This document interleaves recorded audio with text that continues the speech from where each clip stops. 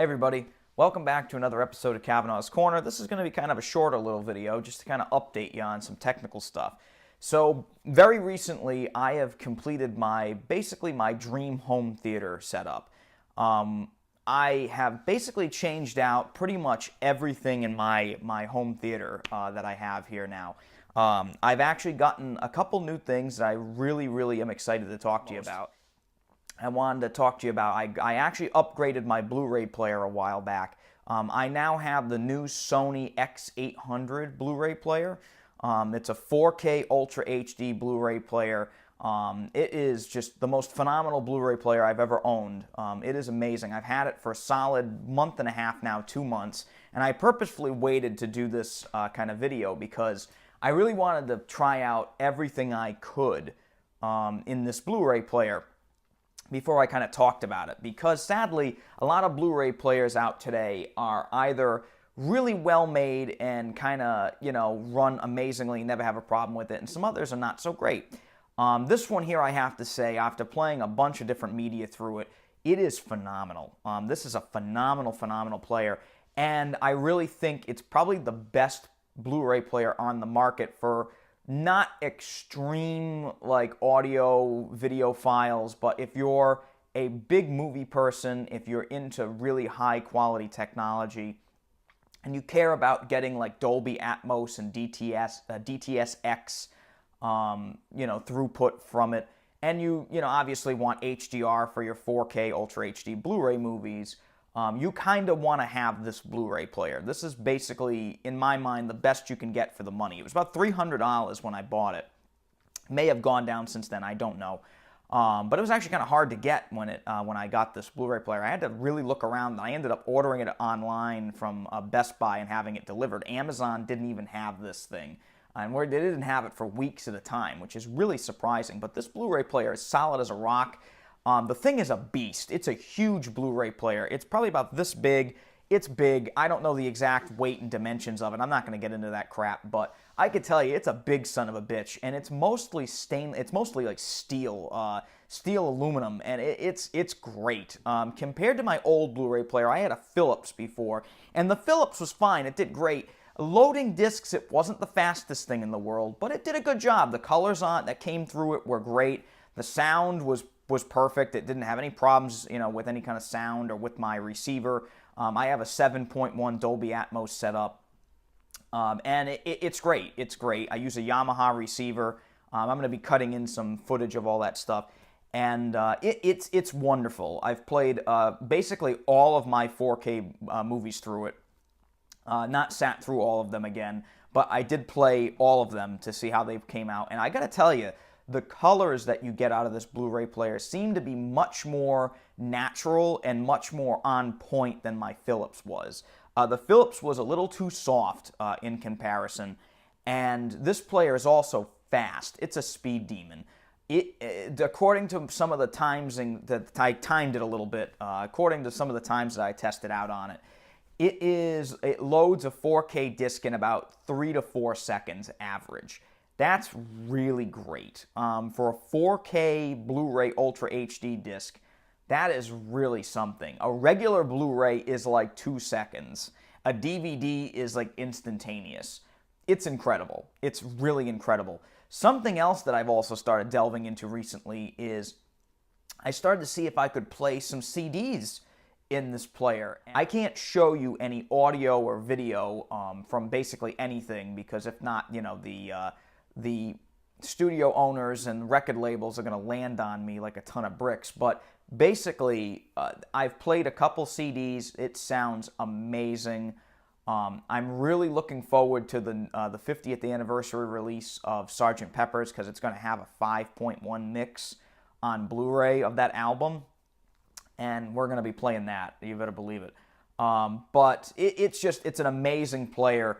The 4K upscaling for most Blu-rays looks amazing. The ones I've tried out so far all looked incredible. It's just a great player, and I cannot speak more highly about it. For $300, it's much better than the quality you're going to get out of an Xbox One S, and it's definitely faster than all the other Blu-ray players I've tried over the years. It's an amazing piece of technology. and I highly recommend it. Sony hit this one out of the park, and I can see why they took so long to put it out. It's because they wanted to put out a very good product, and they really did. It was a great thing.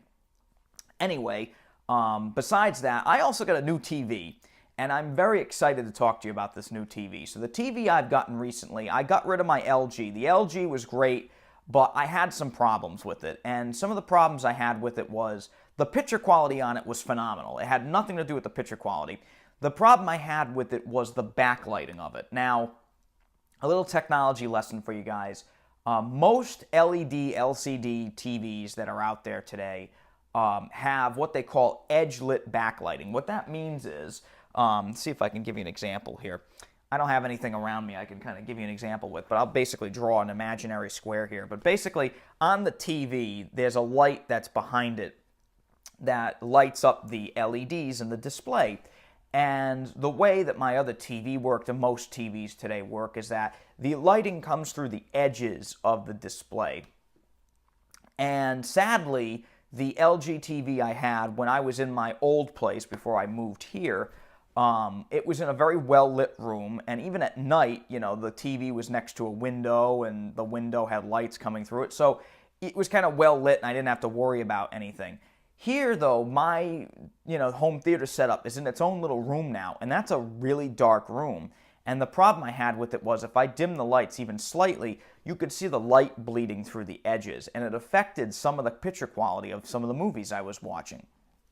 Now, to avoid this, I watched most movies that I reviewed on this channel in basically a well-lit environment to avoid that light bleed through.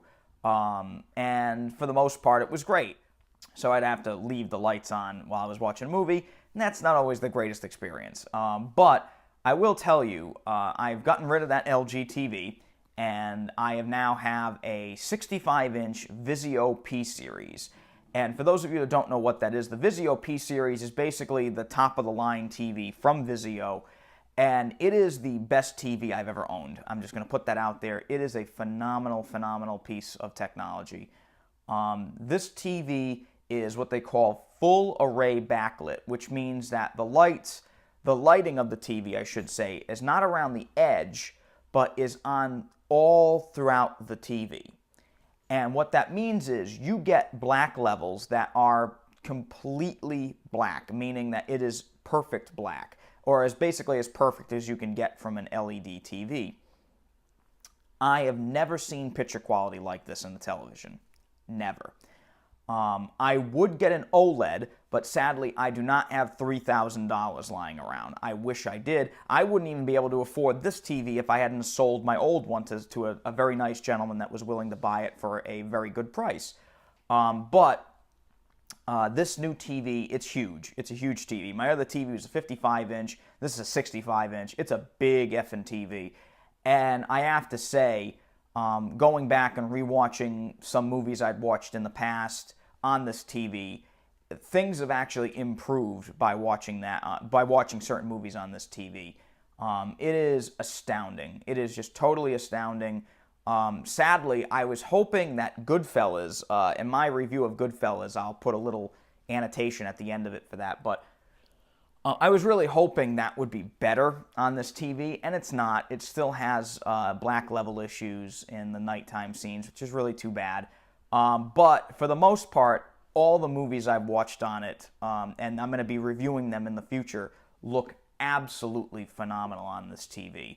And with the fact that I can now watch movies in a completely pitch black environment and not get any light bleed through at all, I get nothing. That is an amazing, amazing thing.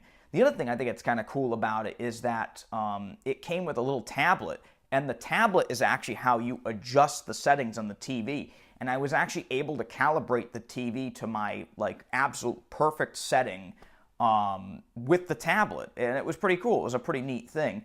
I've never dealt with any kind of TV that worked like that. It was really neat to do that.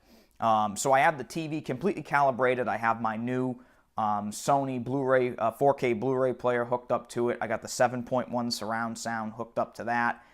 And I gotta tell you, it's a hell of a setup, and I cannot wait to review more 4K Blu-ray movies for you, and also some new releases that have come out in the last couple weeks for you, and those will be coming. I'm really looking forward to that, and I hope you subscribe, because there's going to be a lot more reviews where that came from. So I just want to say thank you very much for coming back to Cavanaugh's Corner. As always, I'm Andrew Cavanaugh. We'll see you next time. Bye-bye.